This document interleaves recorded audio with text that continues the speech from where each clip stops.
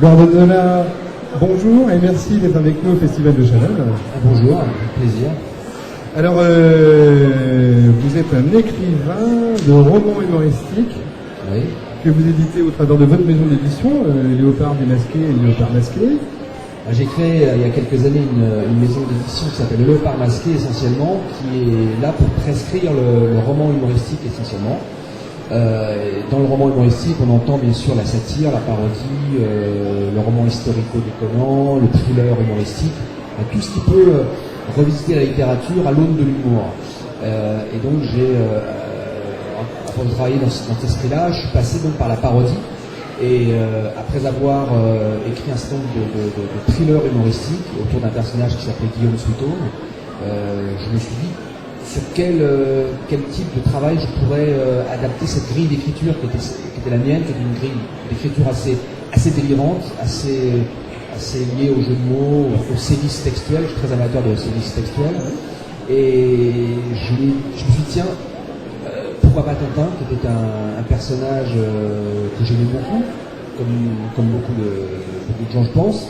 Et je me suis dit, tiens, je vais parodier l'œuvre intégrale.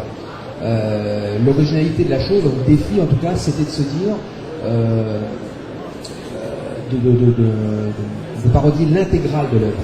Pas simplement une ou deux BD, mais de faire l'intégrale et en même temps de passer sur un autre support, c'est-à-dire de partir de la BD, c'était ça le défi principal, et de passer au verbe, c'est-à-dire d'essayer de retrouver l'univers d'Hergé et de Tintin, mais par le biais du roman.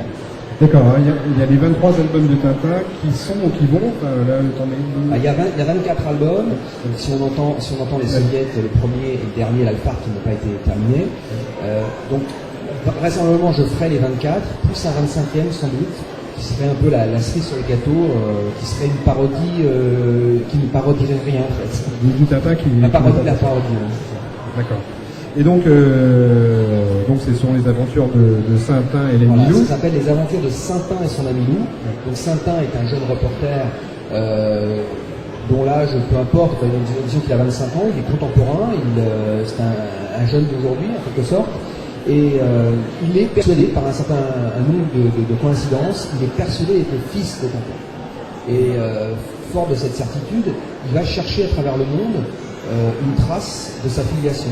Ce qui va le pousser à revivre les aventures du père supposé, mais de façon bien sûr décalée, moderne. Donc voilà, toute la carte géopolitique installée par Hergé, on pense à la Chine, on pense au Moyen-Orient, etc., est recomposée aujourd'hui. C'est-à-dire que là, les problèmes de l'époque, qui étaient les problèmes sino-japonais entre la Chine et le Japon, quand Hergé écrit Tintin et le Lotus Bleu en 1933, est remis au goût du jour, et là on est plus entre la Chine et le Tibet. D'accord. Voilà. Et donc, alors par contre, vous ne sortez pas les albums dans l'ordre de sortie de... Non, parce que j'ai recréé un ordre particulier. J'ai commencé avec le Crado Pince d'Or, qui est la parodie du Crado Pince d'Or, parce que je suis parti du principe que tous les gens qui allaient lire une aventure de Saintin et son ami Lou connaissaient l'œuvre d'Hergé. Et c'est un peu pour ça qu'on va se pencher vers Saintin. Donc parti de là, je me suis dit, commençons dès le premier avec tous les personnages parodiés. Donc on commence dès le premier, le Crado Pinceur, avec tous les personnages. Donc il y a le capitaine Aiglefin, qui ressemble à la silhouette déguisée de Haddock. Il y a le professeur Margarine, toujours avec un jeu de mots bien sûr, Margarine, Tournesol. Ying et Yang, qui sont les Dupont, Alba Flore pour Castafiore, etc., etc. Et toute une galerie de personnages qui sont déjà posés. Et après, quand je rajoute des nouveaux personnages, ils sont de l'univers de Saintin et non plus de l'univers de Tintin. Voilà. D'accord. Alors, c'est un parti pris qui est quand même original, le roman humoristique, parce que c'est quelque chose qui a pu exister dans les années 30-40, mais qui a un petit peu disparu aujourd'hui. Très curieusement, le roman humoristique est assez mal vu, non pas du public qui comprend très très bien où ça va et ce que ça veut dire, mais assez mal vu du système. J'entends par système tant la presse que la librairie, le média en général, ou la diffusion, le diffuseur, le distributeur. Ce noyau-là, lié à la littérature, a une image négative du roman humoristique sous prétexte que c'est peut-être de la littérature de rigolo. C'est un jeu de mots. Alors qu'en fait, c'est une vraie littérature Bien sûr, mais il y a beaucoup de littérature populaire qui passe comme ça. Exactement. Alors quand elle est associée en plus à de l'humour, c'est encore pire. D'accord. Okay. Donc il n'y a pas eu que Tintin, il y a eu des parodies de Da Vinci Code. Voilà, j'ai fait aussi la suite parodie de Da Vinci Code qui s'appelle Le Dada de Vinci. J'ai fait la suite, non pas la suite, mais disons une digression autour d'Harry Potter, qui s'appelle C'est pas sorcier Harry. Et voilà, toutes sortes de je mets mes personnages dans des situations modernes qui peuvent toucher à la parodie, pas nécessairement. J'avais fait notamment un bouquin qui s'appelait La dérive des incontinents, qui était un thriller sur le réchauffement climatique. Donc c'est vrai que je m'amuse beaucoup avec les titres, parce que le jeu de mots est une de mes passions. Donc je place dans un phénomène d'actualité qui peut être artistique, mais pas forcément. Notamment, là, je suis en train de préparer un livre sur les dérives humanitaires, qui va s'appeler Haïti téléphone maison. Là, on peut provoquer un petit peu par le jeu de mots, mais d'un autre côté, il y a aussi pas un message, parce que c'est pas le problème, mais on peut aussi dire des choses par le début du moment. Ce qui permet de ne pas donner des leçons, mais qui permet de s'amuser autour d'un sujet, et de faire peut-être réfléchir éventuellement. Voilà. C'était souvent, d'ailleurs, dans les années 30-40, le but du roman humoristique. C'était petit inférieur, petit 2, se faire poser des questions. Oui, d'une part, mais j'irais même au-delà de ça, c'est-à-dire qu'il y a même une perte du roman populaire. C'est-à-dire ce qu'on appelait roman populaire à suite, comme les Claude Moran pour la jeunesse, mais les Gustave Aimard, ou les Jules Verne, etc. Ça s'est un peu perdu avec le temps, au détriment de choses plus sérieuses, en fait, d'univers plus décalé. Je pense à l'Heroic Fantasy qui a pris beaucoup de place sur un certain roman populaire. Donc je pense qu'aujourd'hui, moi quand je me suis intéressé au Tintin, l'idée c'était qu'un écrivain aujourd'hui de romans populaires n'a pas à s'aligner quelle que soit l'inspiration qu'il peut avoir, toutes les sources sont bonnes. Donc s'inspirer de la bande dessinée qui s'est longtemps inspirée du roman, c'était une nouvelle forme d'inspiration pour l'avenir. Disons que là j'ai fait Tintin, mais on pourrait imaginer demain s'inspirer de tout un tas de bandes dessinées qui sont devenues. La bande dessinée est devenue un art vraiment majeur aujourd'hui. C'est le 9e art totalement déculpabilisé, on va dire. Parce que moi je me souviens, j'ai discuté il n'y a pas trop longtemps avec Moebius. Il me disait dans les années 70, on était vraiment les parents pauvres de la littérature, c'est-à-dire qu'on était vraiment les parias, alors qu'aujourd'hui ils sont acclamés, reconnus. Donc maintenant, je trouve que c'est intéressant que les écrivains s'inspirent des fondateurs de bande dessinée, des créateurs de bande dessinée, pour créer des nouvelles pistes de romans. Oui. Oui, juste pour des choses. Alors, une chose, alors par contre, le fait d'avoir choisi Tintin, ça n'a pas été sans quelques légers soucis.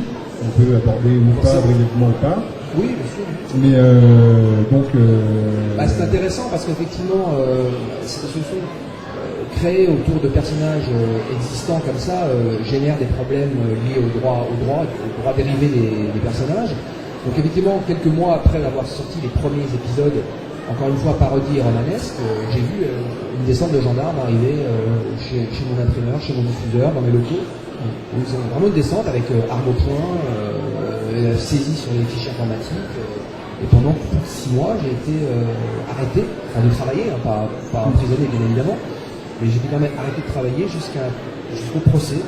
Donc il faut savoir qu'en fait, on peut quand même en France faire venir des gendarmes chez un écrivain sous prétexte que on avait attaqué pour contrefaçon. Donc, il suffit d'aller voir un peu le stand là-bas, à quoi ressemblent les romans. On voit tout de suite que c'est quand même si on peut dire, tiens, ça ressemble à Tintin, on voit très vite quand même que c'est un décalage, que ce sont des romans. C'est écrit par Gordon Zola, donc tout un tas de gags font qu'on voit tout de suite qu'il n'y a pas de confusion possible. Et l'élément déterminant pour reconnaître une parodie, c'est quand la confusion est impossible. Or, Tintin est tellement célèbre que la confusion est impossible, on va dire 3 secondes. Après, hop, on arrive, on voit tout de suite qu'on a affaire au crado pince-fort, le vol des 714 porcinés, bon, on voit tout de suite qu'on est dans du décalage et de la moquerie amusante. Quoi. Il n'y a pas eu d'autres, en dehors de l'équipe de Moulin-Zar, il n'y a pas eu d'autres... non, parce que ce que j'avais demandé au juge, c'est peut-être qu'il fallait faire une loi spéciale, qu'on peut tout parodier, en fait, au monde, sauf Tintin. Il faudrait faire une loi qui met Tintin ailleurs, quoi, dans une sphère à part. Donc pour l'instant c'est pas le cas, donc j'estime quand même qu'il faut se battre pour le droit à la parodie et j'espère gagner ce recours en appel, parce que perdre ce combat-là, c'est demain pouvoir attaquer toutes les parodies au terme du parasitisme. Il faut savoir que j'ai été condamné pour parasitisme. Oui, ce qui est assez désagréable comme condamnation. C'est très désagréable parce que si vous avez jamais vu un parasite de face, là, et à quoi ça ressemble, oui, c'est assez désagréable, parce que c'est une notion qui est assez dégoûtante. Enfin, je veux dire, un parasite, c'est pas très. C'est quelqu'un qui se sert de la force commerciale de quelqu'un pour vendre son propre produit. C'est très pervers, parce qu'on pourrait effectivement se dire, bah oui, vous utilisez la reconnaissance de Tintin pour vendre vos Tintins, sauf que c'est également la définition de la parodie, oui, qui est illégale. Oui, puis le parasite, il a quand même quelque chose de plus, c'est qu'il affaiblit son hôte, ce qui n'est pas le cas de... Ce qui est loin d'être le contraire. Ce qui est loin d'être le cas, parce qu'il n'y a plus aucune démarche commerciale réelle de la part de Tintin, pour une raison très simple, c'est qu'il n'y a pas de suite possible. Donc vendredi, vous savez... Vendredi prochain, nous saurons exactement à quelle sauce on est mangé, ou à quelle sauce on va manger au hasard. Ce qui serait plus intéressant. Alors, et puis, pour terminer, Gorgonzola, alors les projets, les prochains titres? Les projets sont multiples. Déjà, les cigares de Faramond, si je gagne Saint-Un. Autrement, il y aura, je prépare les parasites artificiels, qui sera un thriller qui racontera l'histoire qui m'est arrivée avec les héritiers. Donc j'ai carrément mis en scène ma propre histoire. Donc là c'est assez amusant parce que c'est une mise en abîme un peu. Donc j'utilise à la fois le côté thriller et le côté parasite pour le coup. Donc parasite artificiel qui fait référence bien sûr au paradis artificiel de Baudelaire, même si Baudelaire n'est pas dans l'affaire. Et puis un roman qui me tient à cœur aussi, comme je m'appelle Zola, je vais raconter l'affaire Dreyfus de façon humoristique, ça va s'appeler J'écluse. J'écluse de Zola vu par un alcoolique. Parfait. Eh bien, ça me paraît parfait. Gorgonzola, je vous remercie. Merci. Merci à vous de votre attention. Voilà, merci. Ouais, c'est moi qui vous remercie. Il est 16h30.